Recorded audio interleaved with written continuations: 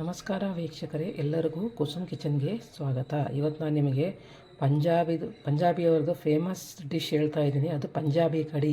ನೀವು ಪಂಜಾಬ್ಗೆ ಎಲ್ಲಾದರೂ ಹೋದರೆ ದಾಲ್ ಚಾವಲ್ ಕಡಿ ಅನ್ನೋದು ತುಂಬಾ ಫೇಮಸ್ ಅಲ್ಲಿ. ಇವತ್ತು ನಾನು ನಿಮಗೆ ಆ ಸ್ಟೈಲಲ್ಲಿ ಕಡಿ ಹೇಗೆ ಮಾಡೋದು ಅಂತ ಹೇಳ್ತೀನಿ. ಇದಕ್ಕೆ ಬೇಕಾಗುವ ಸಾಮಗ್ರಿಗಳು ನಾನಿಲ್ಲಿ ಒಂದು 3ರಿಂದ 4 ಜನಕ್ಕೆ ಆಗಷ್ಟು ಮಾಡ್ತಾಯಿದ್ದೆ. ಅದು ಕ್ವಾಂಟಿಟಿ ಎಷ್ಟು ಬೇಕು ಅದು ಹಾಕ್ತಾಯಿದ್ದೀನಿ, ನೋಡ್ಕೊಳ್ಳಿ. ಇದರಲ್ಲಿ ಇದಕ್ಕೆ ಒಂದು ಸ್ವಲ್ಪ ಬೆಳ್ಳುಳ್ಳಿ, ಒಂದು ಸ್ವಲ್ಪ ಶುಂಠಿ ಹರ್ಕೊಂಡಿದ್ದೀನಿ. ಬೇಕಾದ್ರೆ ನೀವು ಸಣ್ಣ ಸ್ಲೈಸ್ ಮಾಡಿ ಹಾಕ್ಕೋಬೋದು. ಒಂದು ಚಿಕ್ಕದಾಗಿರೋ ಈರುಳ್ಳಿ ಉದ್ದಕ್ಕೆ ಹೆಚ್ಕೊಂಡಿದ್ದೀನಿ. ಇದಕ್ಕೆ ಮೇನಾಗಿ ಒಂದು 1/4 ಸ್ಪೂನು ಧನಿಯಾ ಕಾಳು, ಒಂದು 1/4 ಸ್ಪೂನ್ ಜೀರಿಗೆ, ಒಂದು 10ರಿಂದ 12 ಮೆಂತ್ಯ ಕಾಳು, ಒಂದು ಸ್ವಲ್ಪ ಕಸೂರಿ ಮೇಥಿ, ಒಂದು ಸ್ವಲ್ಪ ಕಾಳು ತೊಗೊಂಡಿದ್ದೀನಿ. ಮತ್ತು ಇದಕ್ಕೆ ಧನಿಯಾ ಜೀರಾ ಪೌಡರ್ ಎರಡು ಹುರ್ಕೊಂಡು ಮಿಕ್ಸ್ ಮಾಡ್ಕೊಂಡು ಇಟ್ಕೊಂಡಿದ್ದೀನಿ.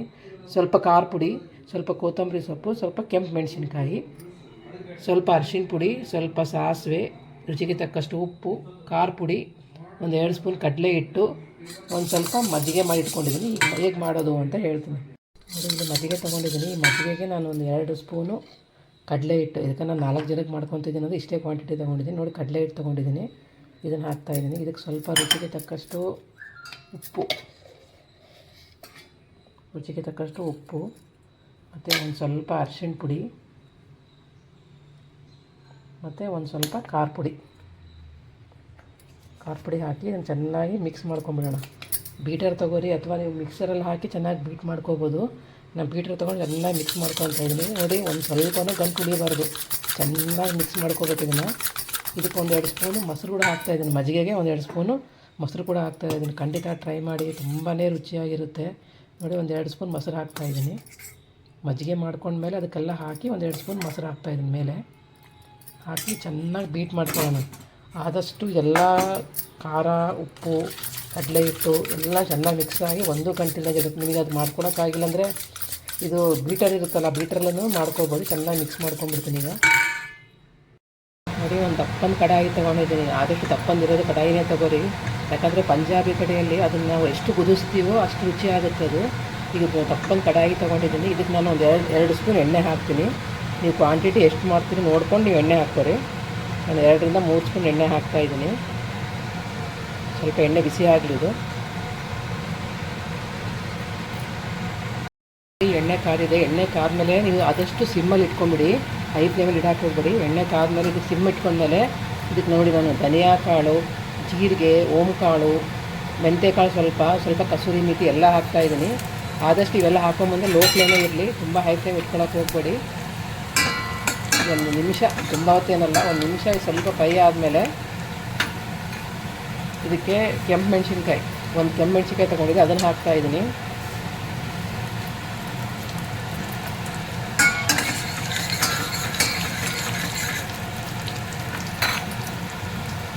ಆಮೇಲೆ ಇದಕ್ಕೆ ಬೆಳ್ಳುಳ್ಳಿದು ಪೇಸ್ಟ್, ನೀವು ಬೇಕಾ ಸಣ್ಣಗೆ ಎತ್ಕೊಂಡು ಹಾಕ್ಕೋಬೋದು. ಬೆಳ್ಳುಳ್ಳಿ ಪೇಸ್ಟು, ಶುಂಠಿ ಪೇಸ್ಟು ಎಲ್ಲ ಹಾಕಿ ಚೆನ್ನಾಗಿ ಸ್ವಲ್ಪ ಹಸಿ ವಾಸನೆ ಹೋಗ್ಬೇಕು. ಅಷ್ಟಕ್ಕಂತ ಆದಷ್ಟು ಇದನ್ನೆಲ್ಲ ಲೋ ಫ್ಲೇಮಲ್ಲೇ ಮಾಡ್ಕೊರಿ, ಹೈ ಫ್ಲೇಮ್ ಇಟ್ಕೊಳಕ್ಕೆ ಹೋಗ್ಬೇಡಿ. ಎಣ್ಣೆ ಕಾದ್ಮೇಲೆ ನೋಡಿ, ನಾನು ಅಷ್ಟು ಶುಂಠಿ ಬೆಳ್ಳುಳ್ಳಿ ಹಾಕಿದ್ಮೇಲೆ ಒಂದು ಈರುಳ್ಳಿ ಹೆಚ್ಕೊಂಡಿದ್ದೆ, ಅದನ್ನು ಹಾಕ್ತಾಯಿದ್ದೀನಿ.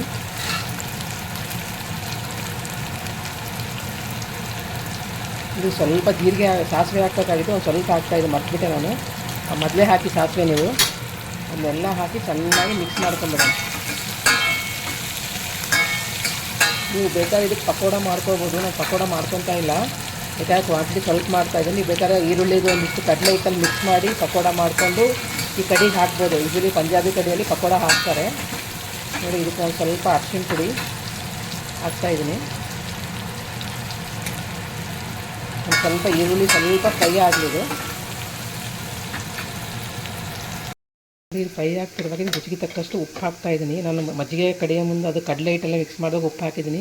ಅದಕ್ಕೆ ನೋಡಿ ಉಪ್ಪು ಹಾಕಿ, ತುಂಬ ಉಪ್ಪು ಹಾಕೋಕ್ಕೆ ಹೋಗ್ಬೇಡಿ. ಬೇಕಾದ್ರೆ ಮತ್ತೆ ಹಾಕ್ಕೋಬೋದು. ಮೇಲೆ ಸ್ವಲ್ಪ ಲೈಟಾಗಿ ಬ್ರೌನ್ ಬರೋ ತನಕ ಮಿಕ್ಸ್ ಮಾಡ್ಕೊಳ್ಳೋದು. ಆದಷ್ಟು ಇದನ್ನೆಲ್ಲ ಲೋ ಫ್ಲೇಮಲ್ಲೇ ಮಾಡ್ಕೊರಿ, ನೀವು ಹೈ ಫ್ಲೇಮ್ ಇಟ್ಕೊಳ್ಳೋಕ್ಕೆ ಹೋಗಬೇಡಿ. ಮತ್ತು ದಪ್ಪ ಕಡಾಯಿ ತೊಗೊರಿ. ನಾನು ಉಪ್ಪು ಹಾಕಿದ್ದೀನಿ. ಈಗ ಇದನ್ನೊಂದು 2 ನಿಮಿಷ ಸ್ವಲ್ಪ ಈರುಳ್ಳಿ ಫ್ರೈ ಆದ ಕೂಡಲೇ ಇದಕ್ಕೆ ನೋಡಿ, ಒಂದು ಸ್ವಲ್ಪ ಖಾರ ಪುಡಿ, ಒಂದು ಸ್ವಲ್ಪ ಧನಿಯಾ ಜೀರಾ ಪೌಡ್ರ್ ತೊಗೊಂಡಿದ್ದೀನಿ.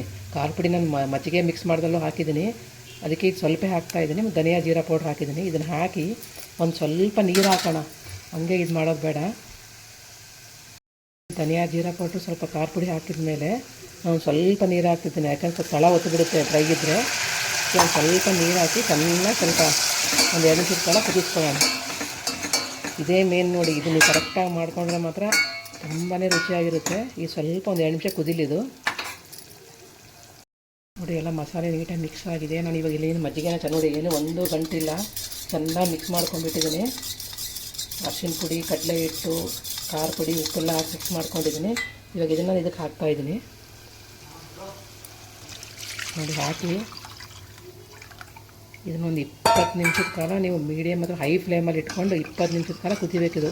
ಇದು ಎಷ್ಟು ಕುದಿತೈತೆ ಅಷ್ಟು ಚೆನ್ನಾಗಿ ಕಡಿ ಆಗುತ್ತೆ ನೋಡಿ. ಇದನ್ನು ಹಾಕಿದ ಮೇಲೆ ಇದನ್ನು ಸ್ವಲ್ಪ ಹೈ ಫ್ಲೇಮ್ ಇಟ್ಕೊಂಡ್ಬಿಡ್ತೀನಿ. ಇಟ್ಟು ಒಂದು 20 ನಿಮಿಷದ ಕಾಲ ಕುದಿಬೇಕಿದು ಚೆನ್ನಾಗಿ. ಕುದಿಯಾಗಿ ಬಿಟ್ಬಿಡ್ತೀನಿ ಈಗ ನೋಡಿ. ಇದು ಕುದಿತಿರುವಾಗೆ ನಾವು ಇದಕ್ಕೆ ಸ್ವಲ್ಪ 2 ಹಸಿಮೆಣ್ಸಿನ್ಕಾಯಿ ಕಟ್ ಮಾಡಿದ್ದು ಉದ್ದಕ್ಕೆ, 2 ಹಸಿಮೆಣ್ಸಿನ್ಕಾಯಿ ಕಟ್ ಮಾಡಿದ ಉದ್ದನ್ನು ಇದಕ್ಕೆ ಹಾಕ್ತಾಯಿದ್ದೀನಿ.